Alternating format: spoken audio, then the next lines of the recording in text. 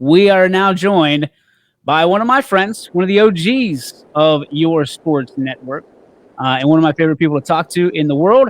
It is Thomas Christopher Pease the Eighth. My friend, how are you? I'm good, DJ. How are you? I'm doing well. We were just talking about All-Star games. What's your take on All-Star games nowadays? Do you want to see like effort, or are you okay just watching everything kind of just go through the motions? Well, the most recent one, I mean, the Pro Bowl, they could just do away with that completely. I mean, I thought it was terrible. It was garbage. So when you see like a high school All-Star game, like we're going to have our game on the 26th of March. Oh, okay. When You're you, talking. Okay. when you see a high school All-Star game, do you think that it's fair to just go through the motions on something like that because you see, I mean, these pros, NBA All-Star game right around the corner. It's in Cleveland. We're going to see 300 points guaranteed, maybe by one team. Do you think that the high school All-Star game is going to be similar to that at one point? Is people just kind of mailing it in? Well, I mean, I think the All-Star game is got to be a fun environment especially for high school kids. I mean, everybody's path has pretty much come to an end, and you get to be celebrated, as being one of the top high school players in your area, county, however far out the All-Star game might go. And I feel like it should be a showcase of skill. And if a kid's a great defender and he wants to be a great defender in the All-Star game, well, then do it. But if they don't want to play defense and a kid wants to show off his athletic skills on the offensive side and just have a good time, I don't see nothing wrong with that. I like it. So if you're a defender and that's how you got there, that's what you should be showcasing, not trying to drop 30, right? Right. But let's be honest, in high school All-Star games, usually it's your scorers that are predominantly going to be in those games, and therefore, it's fun. It's fun for the kids.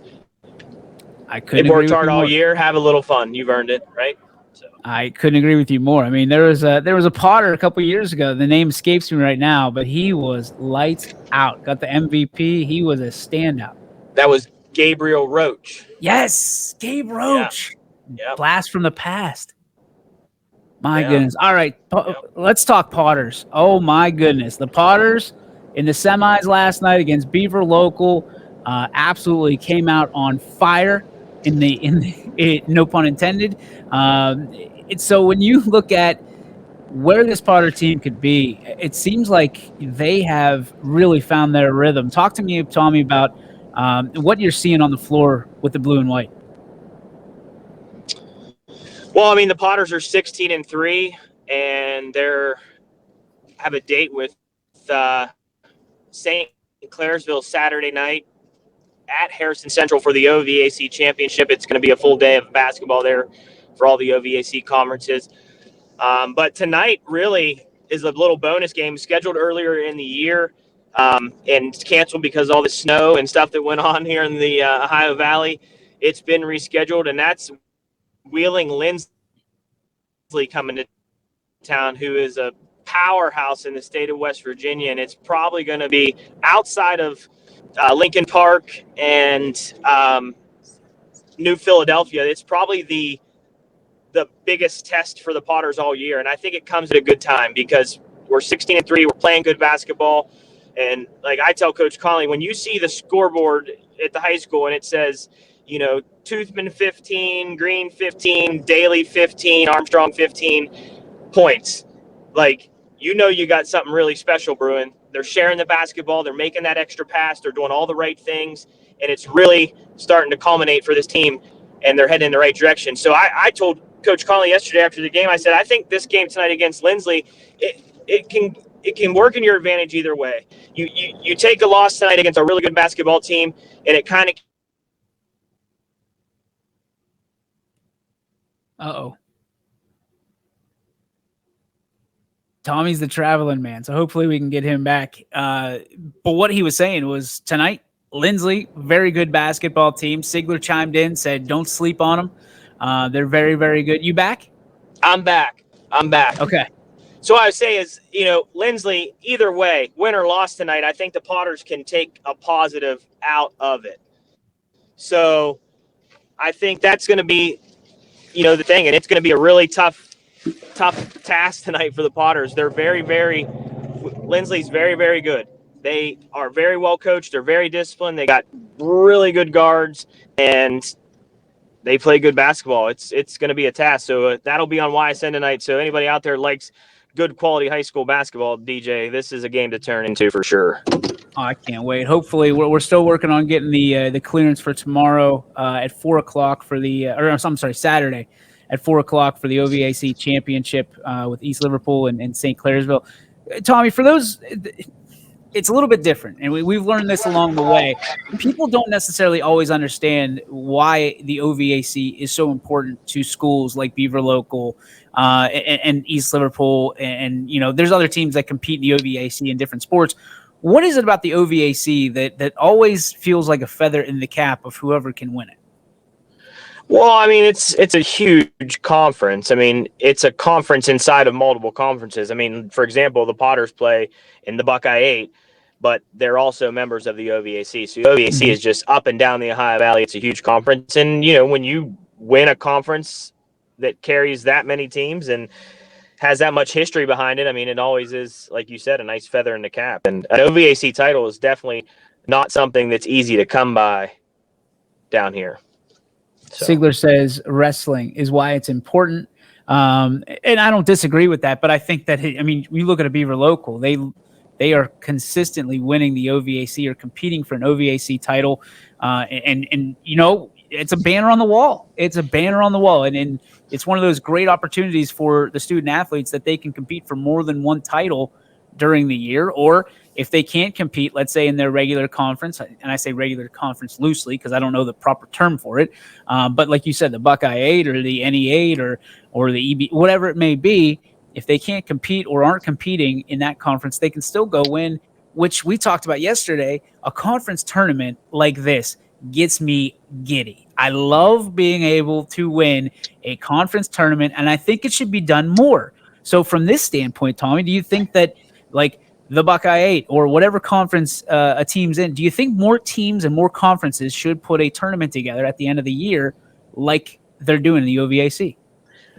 Right. I mean, well, the Buckeye 8 does. I mean, they did this pretty much the same format. It's the top, the top 2 play or the top 4 teams play to get to the winners go to the championship. And it's the same thing in the OVAC. The top 4 at the end of the year play in a small bracket to go to the championship. But there's I think there's 6 different conferences or 5 different conferences inside the OVAC. So it's not one giant conference, but they do the same thing. Each conference, the top 4 play in a bracket style to get to what culminates where every game plays on Saturday at Harrison Central. Every division of the OVAC will have their championship game. Potters being at 4 o'clock against St. Clairsville, which ironically, St. Clairsville is in the Buckeye 8 South, and the Buckeye 8 Championship, which was at Beaver Local just a few weeks back, was St. Clairsville versus East Liverpool, and that is the rematch for the OVAC Championship. So it's kind of nice. And it was a win for our Potters, right? It was a win for our Potters, which in St. Clairsville played a great game that day, but we were able to withstand the couple runs they put on us and make the W. So now I know that Coach Conley, one of your best friends in the entire world, talk to me about some of the conversations I'm sure you've had with him lately about can this team keep the momentum and become really one of the all-time greats from East Liverpool? Yeah, I mean, this is not how he describes it, but this is how I would describe it to you. This team can catch lightning in a bottle at any time and beat just about anybody. Wow. If they play their best basketball top to bottom and everybody does their part on this team, takes care of their role on this basketball team, sky's the limit.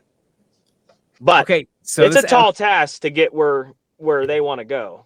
I was just going to ask you that. So sky's the limit. So where does that blue sky, that Potter blue sky, where does that reside? Can you feasibly think that this could be a team of destiny that runs the table and competes for a state championship this year? I mean, personally for me, and I'm sure it should be the goal of these kids in the locker room and the coaches, that's looking way too far ahead. I think right now you do step by step. You got to take care of business. You can't think ahead. You got to get the sectional championship, and then you got to win the first round of districts to get to that district final. That district final should be the goal for this basketball team, because if you get to that district final against more than likely either New Philadelphia, who we lost to without our point guard, Devin Toothman didn't play that game, or Meadowbrook, and win that game, you're in the Sweet 16 of the state. And at that point, DJ, you know what I mean? You've won a district title. You're one of the top 16 teams in the state. You know what I mean? This team, if they play loose and have fun and play the game how they are coached to play, anything can happen once you get to that point. But the goal should be that district championship, which has eluded Coach Conley and the Potter basketball program for a long time, with plenty of great teams. You know, 2 or 3 teams that could have legitimately won the district final, but we didn't get it. So here we are. And I was going to say big Potter team. There's a lot of Potters and Potter faithful that feel like the same way you do, that it was on them and they just kind of came up short, as opposed to, tipping their, and I don't want to say that the other team wasn't better that particular night, because we all know that happens, but there's a lot of faith in Potter basketball. And especially when you walk into the field house, my goodness, it's blue and white everywhere you look, and it's as far as the eye can see.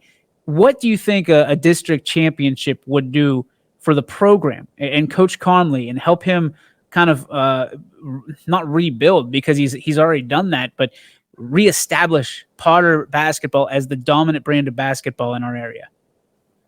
Yeah, I mean, I think the timing's right for it. I don't think that we've lost our stature as being, a basketball oriented, school, basically, known as a basketball school, I would say. But I feel at the same time, like, Coach Conley can set the table for, whoever's going to come next. I mean, he's probably on the latter end of his career. His kids are growing up, and I think, he could put Liverpool right back on the top with a good, program behind him and a good pool of kids behind him. The youth program's doing good. I don't think we've gone anywhere. I just think we could remind people, hey, we're still here this year. Just a constant reminder that that's it. I like it. All right. You can listen and watch tonight on YSN. Tommy, and is Rob going to be there with you? Rob will be there. Yep. And Rob will be there with you from the padded blue seats in the Potter Fieldhouse. Tommy, as always. It's going to be, not to interrupt you, DJ, can I say one thing? Yeah, absolutely. It's a special night tonight in the Fieldhouse, and not a lot of people know this, but they're going to honor 2 guys tonight at the Fieldhouse who've been a part of Potter basketball for the last 40 years.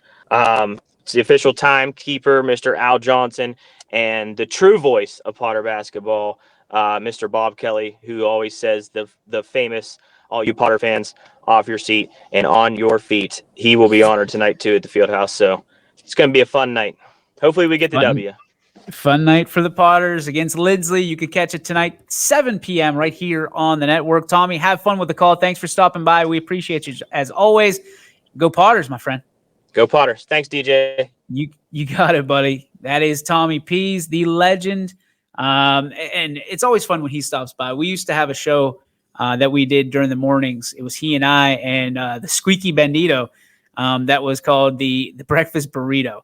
And it really was the precursor to the Power Hour.